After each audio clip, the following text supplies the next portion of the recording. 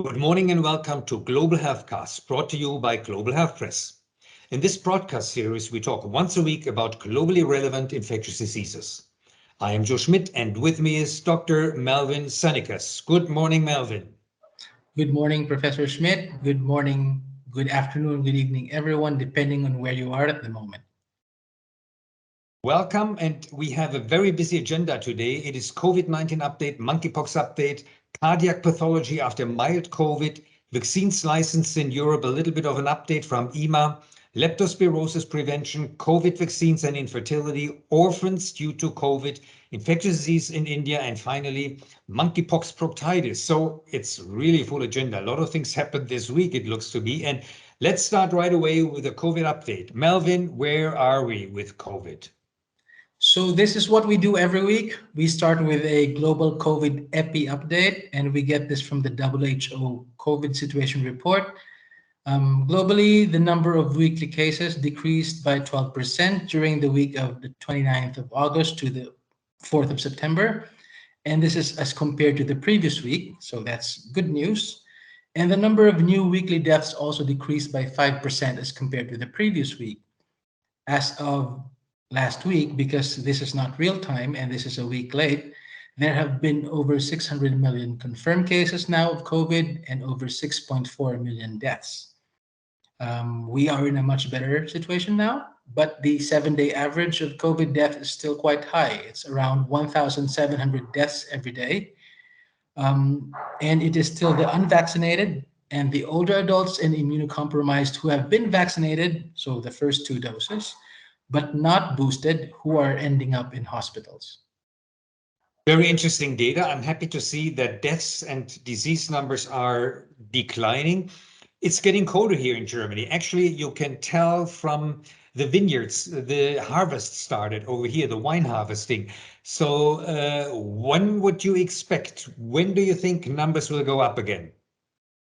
Well, it's not yet that cold, but if the temperature continues to drop in the next few weeks, I guess we'll see. Yeah, stay tuned, right? And this is the monkeypox update. Also good news, Melvin. I saw this earlier today, so this is really good. Yeah, so the WHO reported still a drop in the number of monkeypox infections reported globally last week. And data still show that men who have sex with men make up the majority of cases in the current monkeypox outbreak. However, anyone, regardless of sexual orientation or gender identity, who has been in close personal contact with someone who has monkeypox is at risk.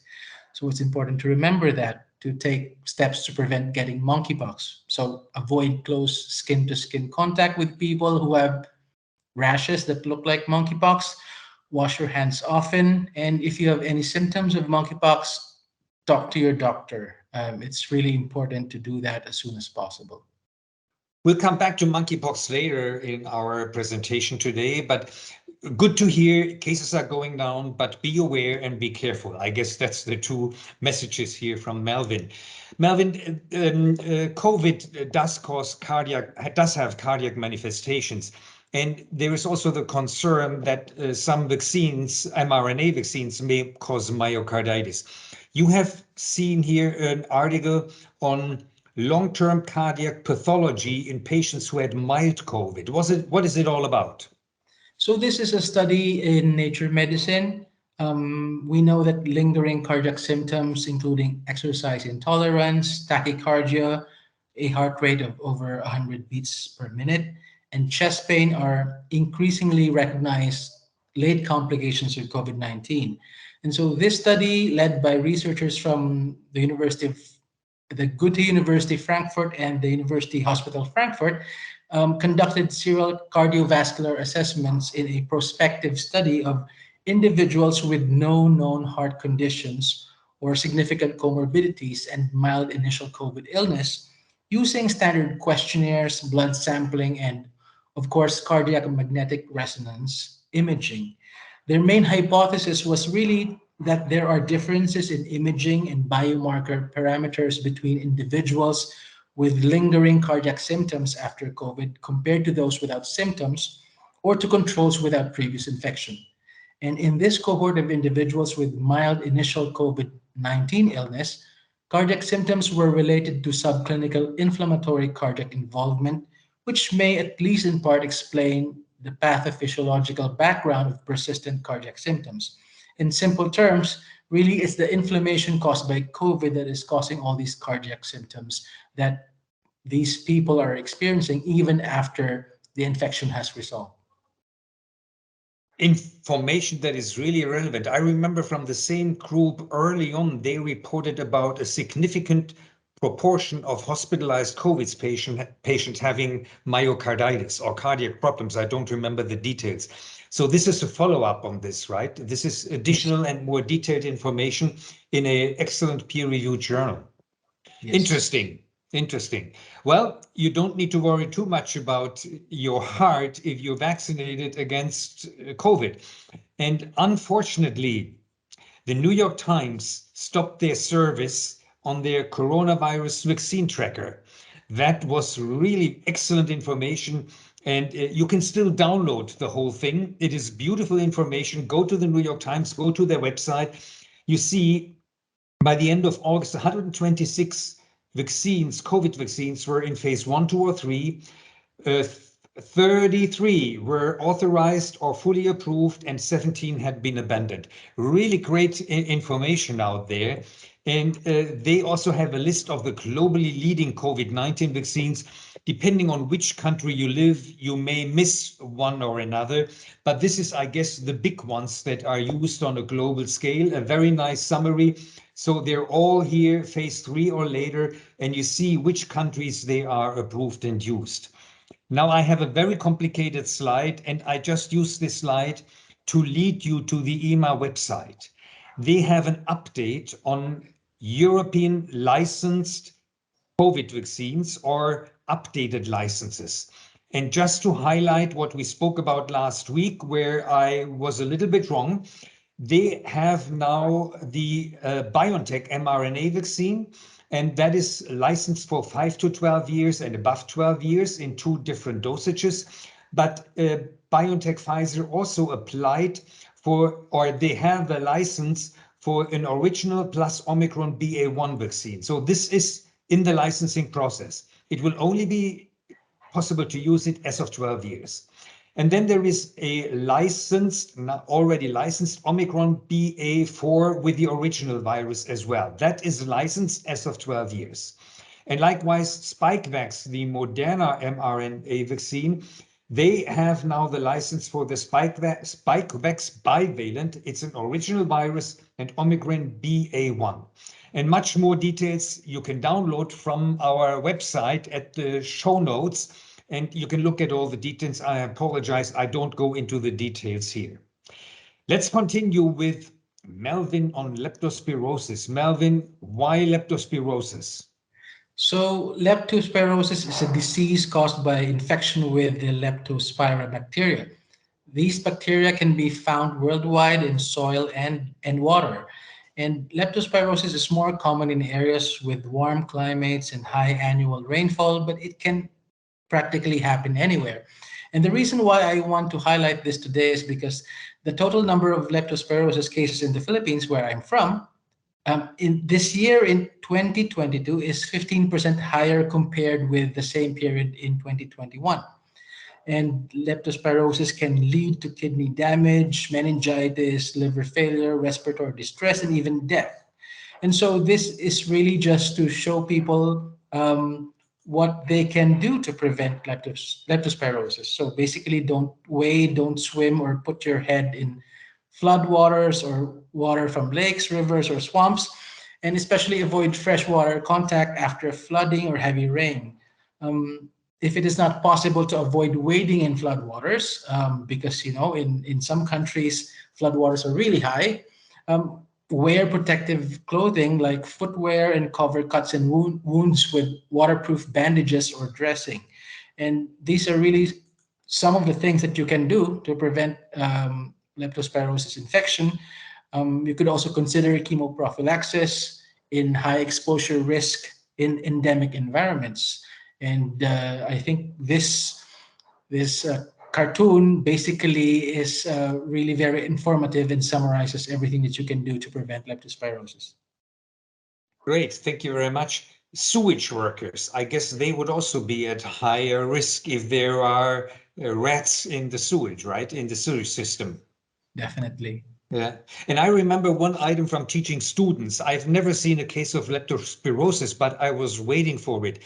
If there is a child or a person with pneumonia and thrombocytopenia, that's indicative of leptospirosis. So think of it, it is so rare. I doubt none of you will ever see it, right? But I guess once we reach 1 million medical doctors as viewers, then it may be relevant to 1 or 2 patients, right? Anyway, very nice, Mervyn. Good leptospirosis. We will not forget it. I found a paper actually today, and I don't go into the details again. I apologize on this, but this is really nice. It is a systematic review and a meta-analysis on 29 papers on vaccines against COVID and infertility. And the summary is highlighted here. The pregnancy rate did not differ among vaccinated and non-vaccinated groups. So there is no difference. There is nothing in substance that would show that there's an increased number of infertility in those who had received COVID vaccines. And then they did more subgroup analysis that I don't go into, where they looked into biochemical pregnancy testing, different hormones, and other sperm volumes, quite interesting. But again, no relationship whatsoever with COVID-19 vaccines and infertility. And I take off this complicated slides. Again, have a look at it in your download in our show notes and read the full paper. It is referenced at the bottom of the slide. And now, Melvin, this is really important and it really struck me. And I think you get full of emotions when you see this. And why don't you explain us what this slide shows? So this slide shows the number of children who have experienced the loss of a parent or caregiver due to COVID-19 related deaths globally. We have been hearing since early 2020 about deaths of people in general, right? And I think we have somehow become numb with the number of deaths. And even if someone tells us 1,700 people die every day of COVID, I think we don't care. But actually, I think this image will make us think differently, because this is showing us that it is estimated that 10.5 million children globally have become orphans as of May 1st, 2022.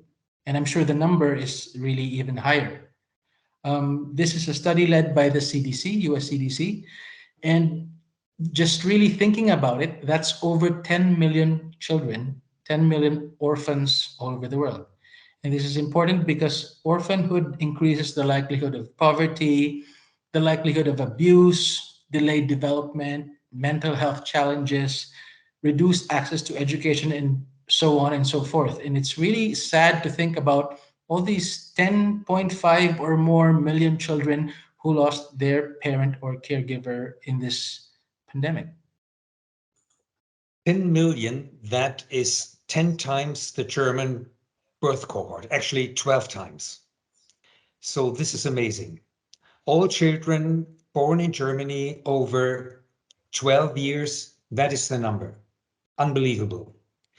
So we have all arguments to ask everybody to get the vaccine in order to prevent the spread of COVID. I mean, this is devastating. This is really devastating. Thank you for showing us these very impressive numbers. Now, one of my favorite, places to visit is certainly India. And well, as a traveler, if you plan a trip there, and I encourage you to go there, and that's how I want to start. This is really great places, great food, nice people. Go there. You have to go there, right? If you have an opportunity. But maybe you should consider some items, and this is a little bit of travel medicine now, that are important for disease prevention. You should be vaccinated, particularly with all routine immunizations, particularly hepatitis B and measles. India has not had a poliovirus case since 2011. It was certified poliovirus-free in 2014, but it may well be at the time you enter, they want a certificate from you that you have had your vaccine, or what other way they want to have documentation that you don't come in with polio. They want to stay polio-free. Hepatitis A vaccination may be a good idea. It used to be a mild disease when I started studying medicine, but now we know if you're older, 60 and above, it may be a devastating and even deadly disease. Typhoid vaccine, there is an inactivated and there is a live vaccine. Get your typhoid vaccines. More than 80% of typhoid fever cases in the United States are from people who traveled to Southeast Asia, to South Asia.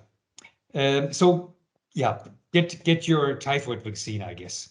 Japanese encephalitis is a little bit interesting, a little bit more complicated. There is no single published case of a traveler acquiring Japanese encephalitis in India, but the virus is present in many parts of the country. So if you go there, seek advice of a travel medicine specialist. And if you have a longer term travel, like 2 weeks or longer, in countryside areas, during the monsoon season, or if you have a special risk due to your travel itinerary, then you should get the vaccine. Actually, I like to go to Asia and I get it anyway, right? So I have my Japanese encephalitis shot always up to date before I go to Asia. Cholera, get your travel advice. Malaria, there is malaria in the country, get your travel advice. There's also dengue, chikungunya, and Zika virus around, like in many other places. So again, particularly if you're pregnant, think of the risk that you expose yourself and your unborn baby to, and you may defer your travel to a later point.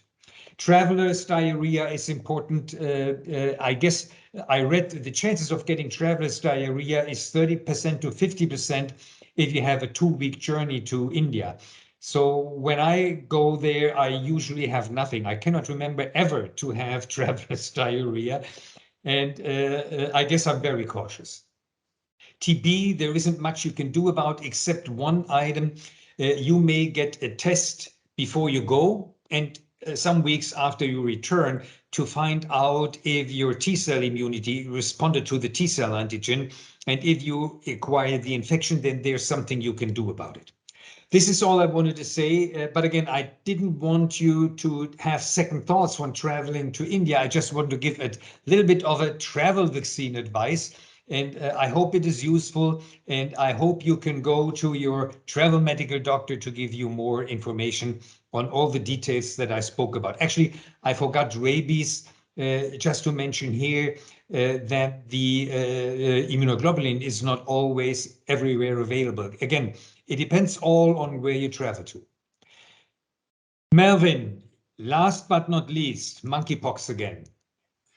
Yes, so this is a new study from Israel describing an atypical presentation of monkeypox in men who have experienced proctitis as their main symptom. Proctitis is the inflammation of the lining of the rectum, so the lower end of the large intestine leading to the anus. The study included 70 men who have sex with men, and they have been confirmed to have the monkeypox virus infection. More than a third presented with proctitis, and in 2/3 of proctitis patients, there was no typical rash upon presentation. And in 1/5, there was no rash at all, making the diagnosis difficult. So, for men who have sex with men who develop proctitis, the authors suggest obtaining a rectal swab for PCR testing to see whether you have monkeypox or not, because not all cases presents with a rash. So I think that's something to just really think about. So the lesion was internally, it was in the rectum. Yep. And okay, I think this is very good diagnostic aid if someone comes with symptoms, with bowel symptoms, and you don't find much. And think of it, I guess. Very good point. Melvin, this brings us again to the summary. We told you that COVID-19 and monkeypox case numbers and deaths go down. Melvin told you about long-term pathology after mild COVID. It's a concern. I told you about the newly licensed COVID-19 vaccines in Europe, covering BA1 and the one to be licensed soon with BA45. Leptospirosis is a concern if there is flooding or if you're a sewage worker. COVID-19 vaccines and infertility, again, a nice meta-analysis and review, systematic review, no connection whatsoever, get your vaccine. Melvin told you that there are by now more than 10 millions of orphans because their parents and caregivers died from COVID-19. This is devastating, and this is something to worry about. We need to reduce case numbers globally much more to take care and to make sure that this, that this pain and suffering is released. I gave you a little bit of travel advice when traveling to India with regard to infectious diseases. And finally, Melvin spoke about MPX proctitis, which is difficult to diagnose.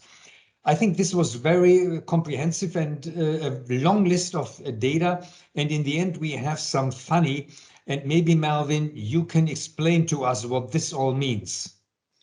So this is basically the evolution of intellectual freedom, and this is from phdcomics.com. So you will see on the far left, before grad school, someone says that they want to research whatever they want. But then as a grad student, they realize that actually that's not how it works. You research whatever your professor wants or whatever the lab you work in wants. And then as assistant professor, you research whatever the tenure committee actually wants. And then once you have the tenure, you research whatever the grant committee wants. And then if you become an emeritus professor, if you're lucky enough to become an emeritus professor, then maybe you can start researching whatever you want. Then, when you are an emeritus professor, that's actually quite near the other side. Yeah. So I think it's funny because it's the before grad school, and as an emeritus professor, you can research whatever you want. And in the middle, which is, I don't know, maybe 20, 30, 40 years, you cannot really research whatever you want. Yeah. I think there's some truth to it, at least, right? And I recognize myself here and there, but basically you're free in your life when you leave high school. The world is open to you. You can study medicine, music, or whatever you like, right? And then you're free again when you retire. And then you can do what you want, even nothing, right? So this is life, yeah. I think this is a very nice summary of a scientist's life. Thank you very much, Melvin. And this was our 13th edition of the Global Healthcast on September 13th, 2022. Please like, share, and leave your comments below. Thanks for joining us today. I am Joe Schmitt. And I'm Melvin Sanicas. Thank you, everyone, for watching and listening. Take care. Stay safe.